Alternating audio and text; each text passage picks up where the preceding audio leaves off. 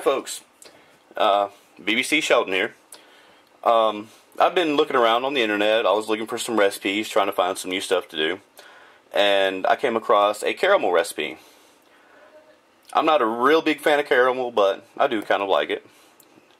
One of my favorites would be the Werther's Original, and the recipe that I'm getting ready to show you here it tastes the same, if not better, than the Werther's Original.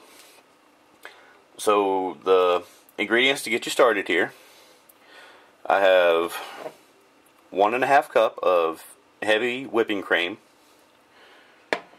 Not whipped cream, whipping cream. Looks like heavy milk.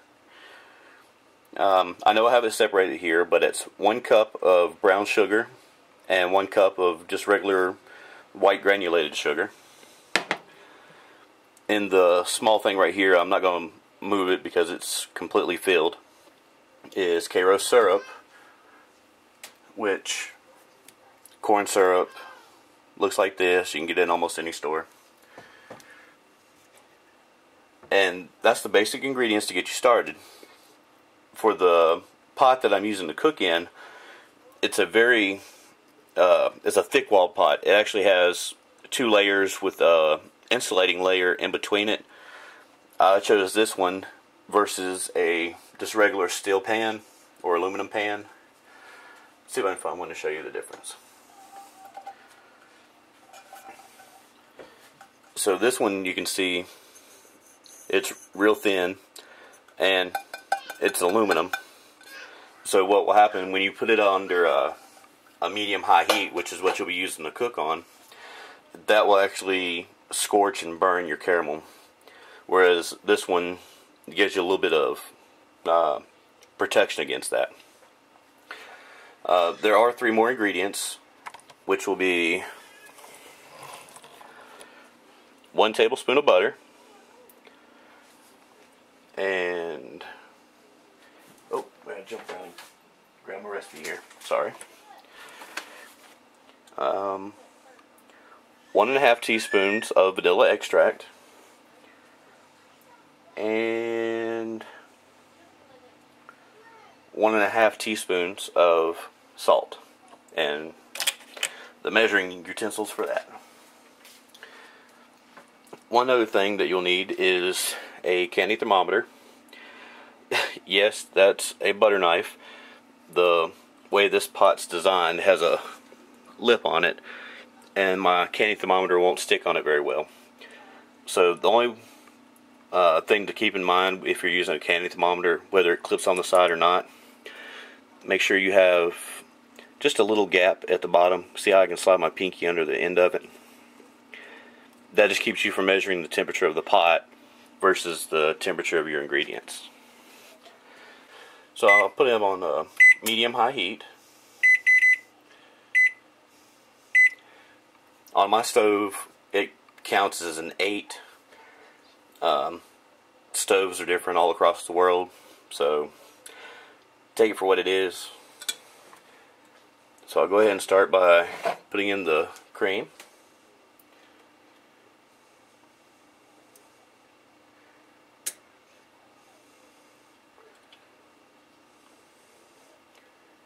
Ooh, I forgot to get my spatula. That's going to be needed.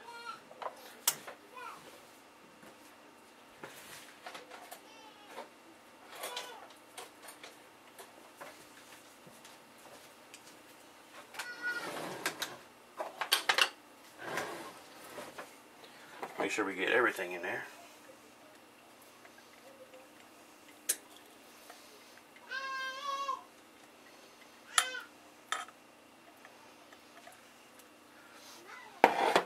Then we'll get in our sugar.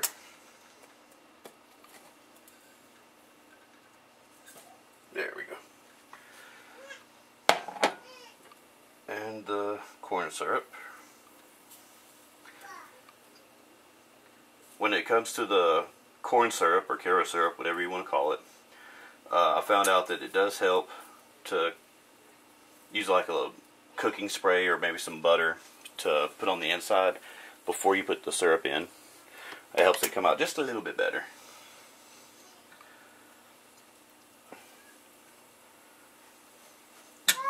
we'll get this in here, and I'm going to set this to the side for just a second until everything starts to heat up. I just wanted to show you in place to show you to have that little space at the bottom.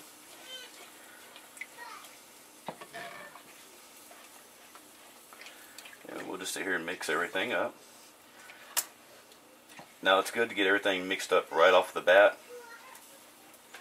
because once it actually starts to cook and boil, you will not be able to stir it.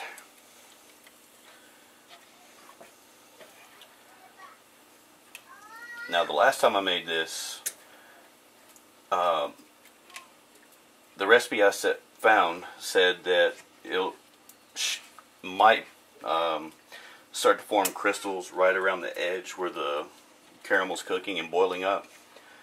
I didn't have that trouble, but if you do, it does take a little heat safe brush like this with some silicone. Take a dish of water, dip this in there, and then go around the edge with the wet brush to kind of brush the sugar crystals back down into the bottom. But like I said, I didn't have that trouble last time, so I'm hoping to not have that trouble this time.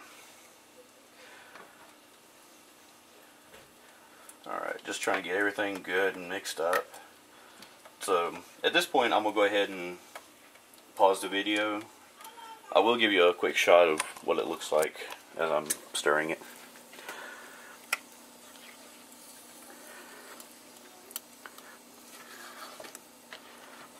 Right now it looks very light and runny, which it is.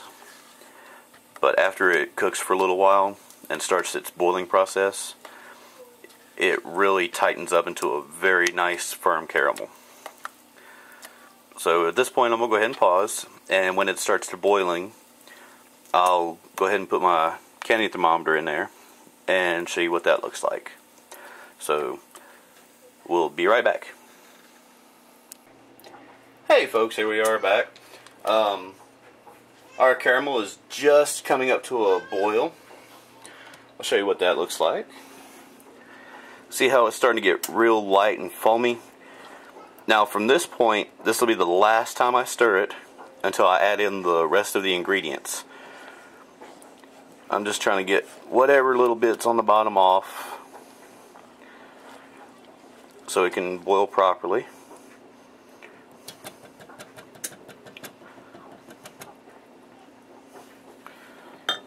There we go. And you see it's just a nice steady boil. It's over a medium-high heat still. And I'm going to go ahead and put my candy thermometer in there and get a temperature reading.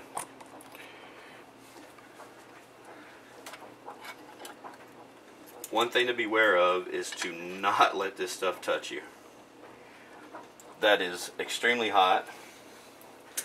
See if we can get a temperature. Oh yeah, now we got a good rolling boil going.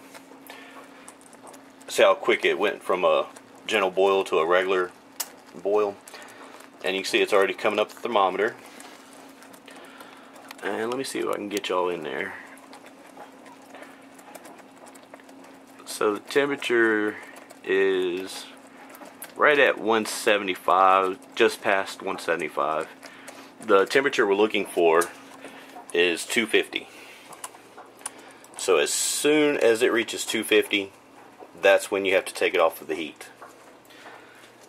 Yesterday when I did this, it's already up to 200. So yesterday it took about 10 to 15 minutes. Just make sure you keep an eye on your candy thermometer. And when we get to that point, I'll jump back into the video and we can see the final process. The adding the salt, the vanilla extract, and the butter. One thing I recommend is not to use margarine or the fake butters. Go out and just get the real butter. It adds a lot more flavor to the caramel. Gives it that nice creamy taste. So we have a good boil going, as you can see. See if I can get you back in there, because you can tell how low it was to start with in the liquid level in the pot, and it is only about an inch away from the top right now. So I'll go ahead and get adjusted here,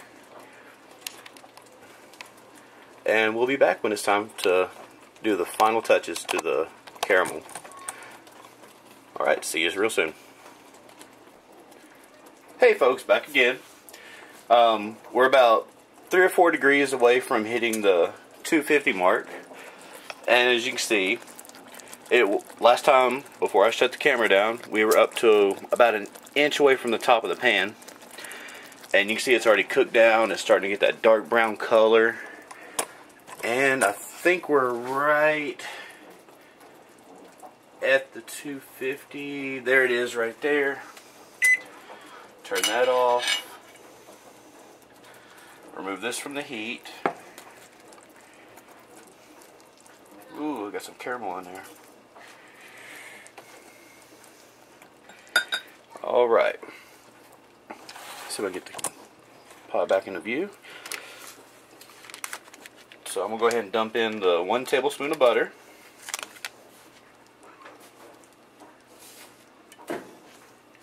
Then we got 1.5 teaspoons of salt.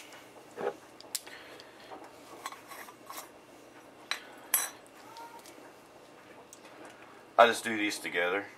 I have a 1.5 that are just side by side.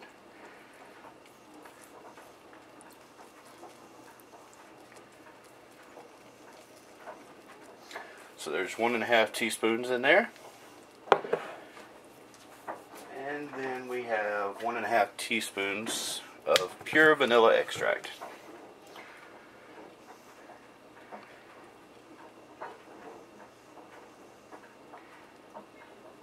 And if you get a little bit extra in there, just all that more flavor. So there's that. Now remember, just because it's not boiling does not mean it is not very hot.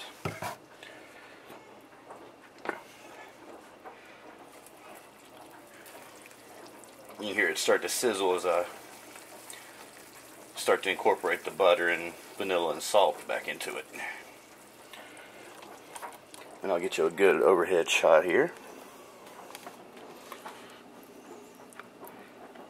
And you just smell the vanilla coming out of it.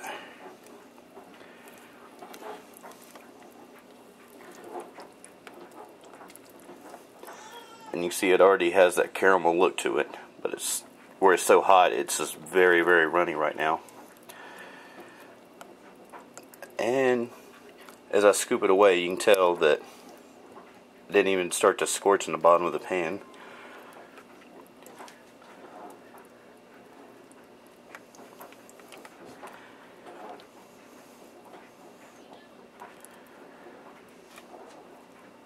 Okay, I'm going to set the camera back now.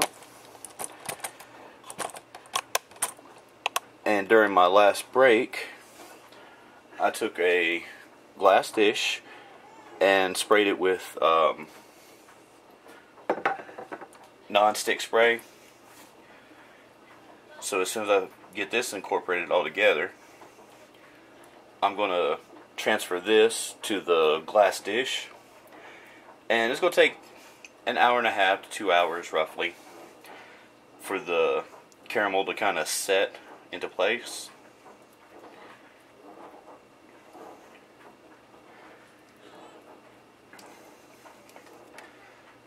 Alright, I think that's pretty well mixed.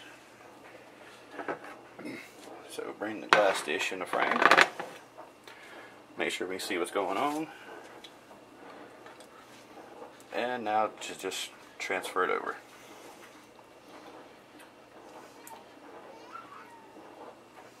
If you don't have a glass dish,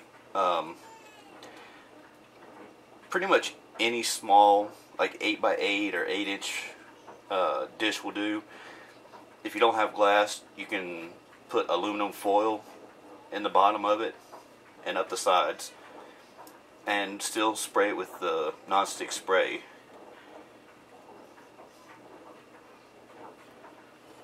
To keep it from sticking.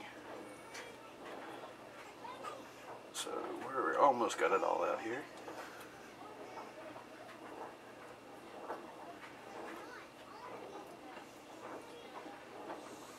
Now the process from where I had put everything in there and got started boiling up until the point it hit 250, I want to say that was right at about 10 to 12 minutes.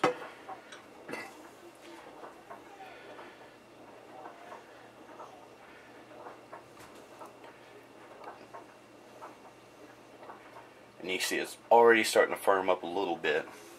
But we're just going to let that sit. It's going to sit and cool. And after everything is already set and it's warm enough or cool enough to remove from the pan, or the dish I mean, we'll take it out of the dish and we're going to put it onto a cutting board where we'll use a pizza roller to just cut it out into little bite-sized pieces. And I have, I'm pretty sure 3 girls, my three of my daughters and my wife that are just ready to try this. I made it yesterday, just kind of run a test run on it, and they loved it right off the bat. I loved it. So I'm sure I'll have some anxious testers waiting to see how this batch turned out. So once it's cool, we'll come back and you can see the final result. See you in a few. Okay folks, this is the last little section. I've been cooling the caramel off for about the past 2.5 hours now. It's completely set. So what I'm going to do is flip it out onto the cutting board here. The trusty pizza cutter. We're going to cut through it. And then I have a couple of volunteers already ready to try it out. So let's get going.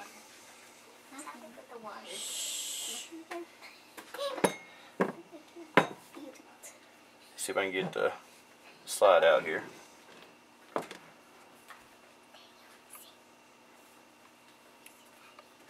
How are you gonna exactly get that out? You have to pan it out.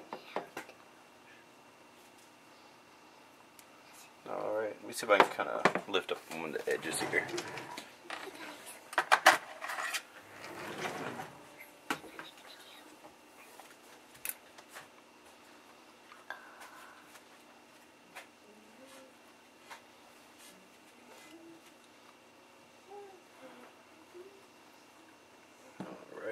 I think we got to start there. I see it peeling away.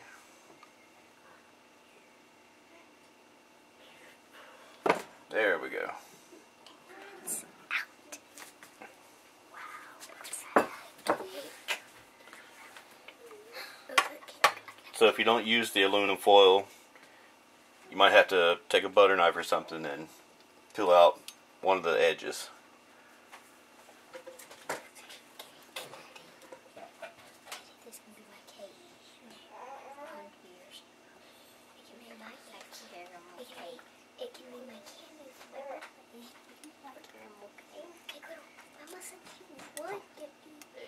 It will be fairly firm to cut through.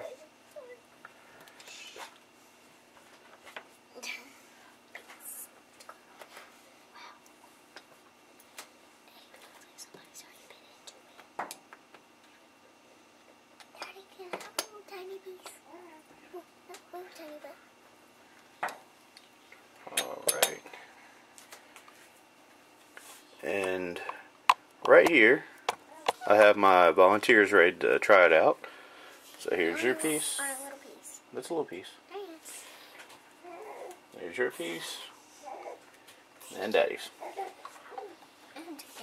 It is delicious, guys. We're good. It can be my birthday cake.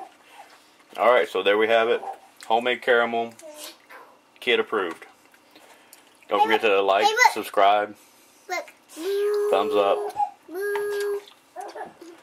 Y'all have a great day. Bye-bye.